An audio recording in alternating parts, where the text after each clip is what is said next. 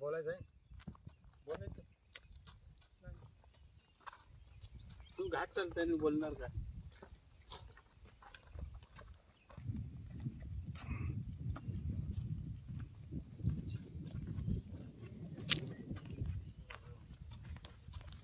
आज आम्ही भांबेड आणि गावडी हा जो कित्येक वर्ष प्रलंबित मार्ग होता, म्हणजे आमच्या सोनूबाबा पायी दिंडी सेवा संस्था भांबेड ते पंढरपूर ही पायीवारी कार्तिक वारीला असते.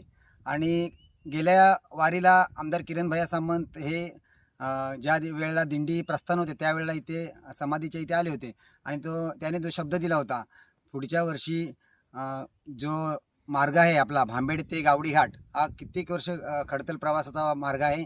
आणि त्यासाठी आमदार किरण भैया सामंतने शब्द दिला होता, पुढच्या वर्षी जी वारी जाणार ती मोठा रस्ता किंवा राजमार्ग होईल असा जो शब्द दिला तो पूर्णत्वाला आणण्यासाठी किरण भैया सामंत यांनी स्वखर्चाने तो पूर्ण केला.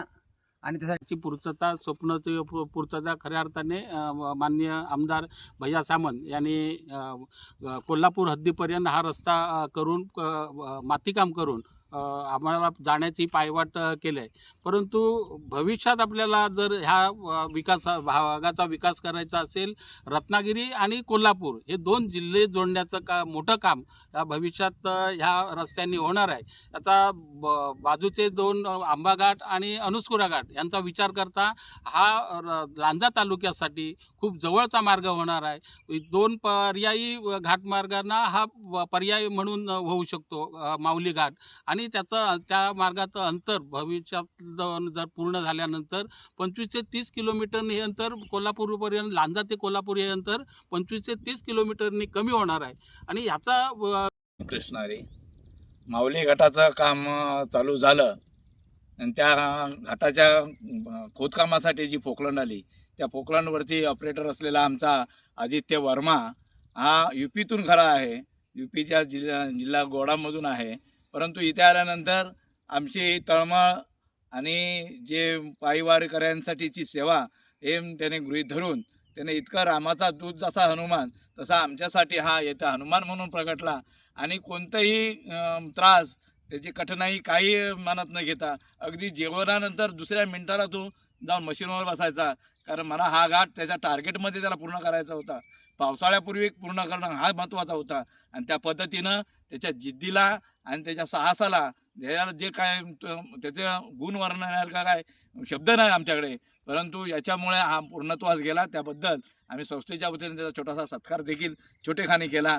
परंतु भविष्यात पायीवारी जेव्हाचं प्रस्थान होईल त्यावेळेला त्याला आम्ही आवर्जून बोलवणार आहोत आणि त्याला या आनंद सोहळ्यात त्याला सहभागी करून घेणार आहोत. आणि अशी सेवा त्याच्याकडून इतर ठिकाणी देखील व्हावी अशी अपेक्षा व्यक्त करतो आणि आदित्याला धन्यवाद देतो. रामकृष्ण हरी.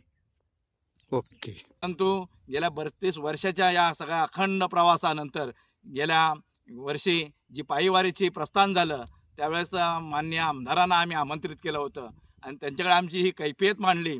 आणि त्याच वेळेला आमदार साहेबांनी किरण भैया सामंतांनी एक शब्द दिला होता की पुढच्या वर्षीची पायीवारी म्हणजे 2026ची पायीवारी ही सरळ आणि राजमार्गानं चालेल असा एक शब्द दिला होता. आणि तो सत्यात उतरताना आज आपण पाहतोय. हा घाट रस्ता अतिशय सुंदरपणे आमच्या भैया सामंतांच्या मार्गदर्शनाखाली त्यांच्या स्वनिधीतून हा पूर्णत्वास गेलेला आहे. त्या कामी या रस्ता करण्यासाठी जे पोकलंड आणली होती त्याचे ऑपरेटर आमच्यासोबत आहेत, आदित्य वर्मा. त्यांचंही त्यांच्या जिद्दीमुळं आणि या डोंगरातल्या खडतर या मार्गातून त्यांच्या साहसामुळं हा मार्ग तडीस गेला. त्याबद्दल आम्हाला त्याचंही कौतुक करायचं आहे. आणि आज आम्हाला इतका हर्ष होतो, इतका आनंद होतो आहे की आम्ही सहज, आमचं वय आता 60